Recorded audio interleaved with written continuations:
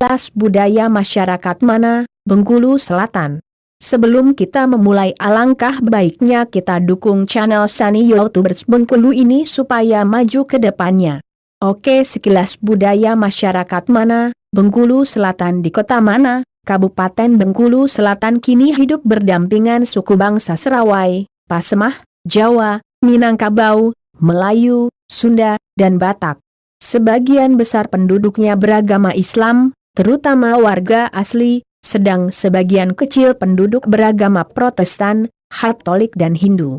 Menurut sejarahnya, dahulunya penduduk Mana menganut kepercayaan animisme dan dinamisme. Masyarakat suku Serawai, yang dipercaya adalah suku asli yang mendiami kawasan Mana, yang di masa lalu memiliki kepercayaan kepada dewa-dewa, sementara suku Melayu umumnya sudah lebih dahulu memeluk agama Islam. Sampai pada saat ini pun masyarakat Mana masih percaya akan kekuatan gaib dan dewa-dewa. Walaupun mereka telah beragama Islam tapi masih terdapat sisa-sisa kepercayaan animisme dan dinamisnya. Salah satunya adalah kepercayaan akan mitos yang sangat melekat di sebagian lingkungan masyarakat Mana. Sebagian besar mitos itu hidup dan dikenal masyarakat dan bahkan sama dengan peristiwa historis. Di sekitar abad ke-12 sampai 17 di daerah Bengkulu Selatan terdapat dua kerajaan kecil yaitu Gedung Agung dan Manauriang. Sampai pada akhir abad ke-15 kerajaan-kerajaan kecil ini di bawah pengaruh kerajaan Majapahit yang mengalahkan Sriwijaya pada abad ke-XII. Dalam periode ini rata-rata kerajaan kecil di daerah Bengkulu dipimpin oleh bikau yang merupakan sebutan pimpinan agama Buddha. Kemungkinan besar agama ini masuk melalui kekuasaan kerajaan Sriwijaya.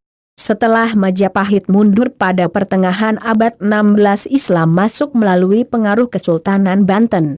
Sejak saat itu Islam berkembang di Bengkulu secara umum, termasuk di Bengkulu Selatan. Perkembangan agama Islam semakin pesat melalui hubungan dagang dengan kerajaan Aceh di abad 17. Kabupaten Bengkulu Selatan juga dikenal dengan sebutan kawasan Serawai, yang merujuk pada nama suku bangsa asli. Asal nama Serawai dikaitkan dengan dua pendapat yaitu, pertama, pendapat yang mengatakan bahwa Serawai berasal kata Syawai, yang maksudnya cabang dua buah sungai yaitu Sungai Musi dan Sungai Seluma yang dibatasi oleh Bukit Capang. Kedua, pendapat yang mengatakan bahwa Serawai berasal kata dari Seran yang artinya celaka, celakau.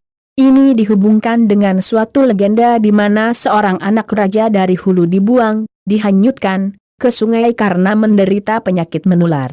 Ia lalu terdampar, dan mendirikan kerajaan. Daerah di mana anak raja ini terdamparlah yang kini dikenal sebagai Serawai Kota. Mana dua kerajaan Serawai terpisah dengan kerajaan Bengkulu, Bangkaulu. Kerajaan ini ditemui antara daerah Sungai Jenggalu sampai ke muara Sungai Bengkenang, namun kerajaan ini akhirnya terpecah-pecah menjadi kerajaan kecil yang disebut Marga. Marga dipimpin oleh seorang datuk dan membawahi beberapa desa atau dusun. Marga-marga di Kabupaten Bengkulu Selatan yang kini masih dikenal adalah Pasar Mana, Vi Pucukan, Anak Lubuk Sirih, Anak Dusun Tinggi, Kedurang, Ulu Mana Ilir, Ulu Mana Ulu, Anak Gumai dan Tanjung Raya. Namun mereka bersatu atas dasar satu kesatuan dan satu keturunan dan satu rumpun bahasa. Bahasa di Kabupaten Bengkulu Selatan terdiri dari dua bahasa asli yaitu bahasa Pasemah yang banyak dipakai dari muara Sungai Kedurang sampai dengan perbatasan Kabupaten Kaur, sedangkan mayoritas menggunakan bahasa Serawai yang merupakan turunan dari bahasa Melayu.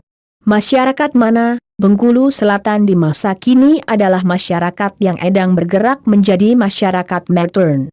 Meski kini banyak yang hidup sebagai PNS, namun umumnya mereka masih mencari penghasilan dengan bekerja di sektor pertanian, khususnya perkebunan yang menghasilkan beberapa jenis tanaman perkebunan utama seperti kelapa sawit, kopi, karet, coklat, dan kelapa.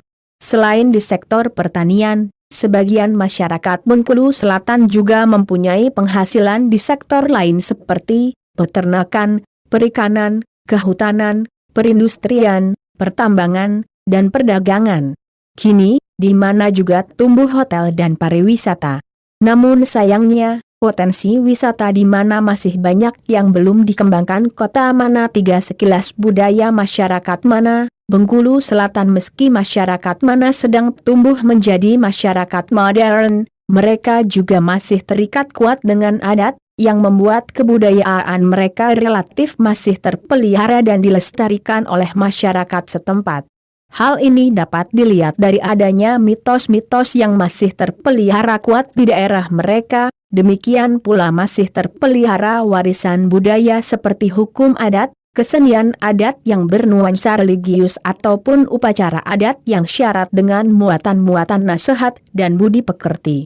Selain itu, terdapat pula upacara-upacara ritual ziarah sebagai bentuk penghormatan dan ibadah masyarakat terhadap para pendahulunya atau untuk para leluhur dan orang tua.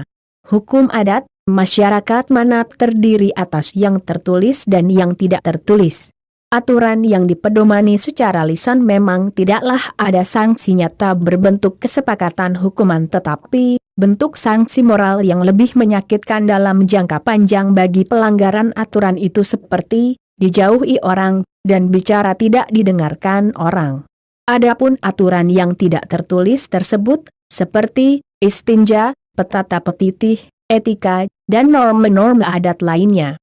Selain itu, di mana juga masih terdapat berbagai kesenian tradisional, yang meliputi kesenian yang bernuansa religius, seperti kaligrafi, tadut, serapal anam. Ada juga kesenian yang merupakan perpaduan antara seni tari, seni musik, dan seni suara seperti berdendang, tembang, DLL. Sedangkan tarian tanpa alat musik ada beberapa seperti tari bubu, tari pisau dua, tari pedang, tari silat, dan juga tari andun ada pada setiap kecamatan, kecuali di Kecamatan Kedurang seni budaya mana meski kini banyak produk kebudayaan asli yang mulai punah, sebagai implikasi logis dari modernitas, di mana Bengkulu Selatan masih dilaksanakan berbagai upacara adat yang bernuansa agamis dan sakral, seperti upacara adat nundang padi, upacara adat ziarah, upacara sedekah pengobatan, dan upacara adat bimbang. Pada setiap acara adat, masyarakat mengenakan pakaian adat, yang telah disepakati pada zaman Pasirah, jauh sebelum kabupaten ini menjadi tingkat 2. Untuk laki-laki, pakaian yang dikenakan adalah baju lakan dengan kerah belah buluh, getar berwarna benang emas, dan celana warna hitam. Implikasi logis dari modernitas kebudayaan, menurut para ahli, telah menimbulkan 2 gejala, yaitu gejala erosi nilai-nilai tradisional, dan gejala tradisionalisasi. Hal ini mulai tampak pula dalam realitas sosial masyarakat mana. Sebagai contoh, prosesi bimbang gedang di mana yang biasanya dilakukan secara besar-besaran, biasanya kini hanya dapat dilaksanakan oleh anggota masyarakat yang kemampuan ekonominya tinggi. Gejala erosi nilai-nilai tradisional dalam kehidupan masyarakat mulai pula menimbulkan kesimpangsiuran norma-norma dan kemerosotan nilai-nilai tradisional sebagai akibat modernisasi. Walaupun demikian, bentuk-bentuk seni budaya dan tradisi di mana yang masih ada dan bernafaskan Islam sekaligus bernuansa adat tradisional. Dalam upacara perkawinan misalnya, bagi mereka yang sudah berpandangan modern, merupakan rangkaian prosesi yang panjang dan melelahkan, dan sudah seharusnya ditinggalkan atau dimodifikasi. Namun karena hal itu telah menjadi adat dan tradisi, sebagian besar masyarakat masih melaksanakan prosesi yang panjang tersebut hingga sekarang walaupun membutuhkan waktu dan biaya yang cukup besar. Sekian informasi dari kami. Bila kalian suka jangan lupa like, komen dan subscribe-nya teman-teman. Terima kasih.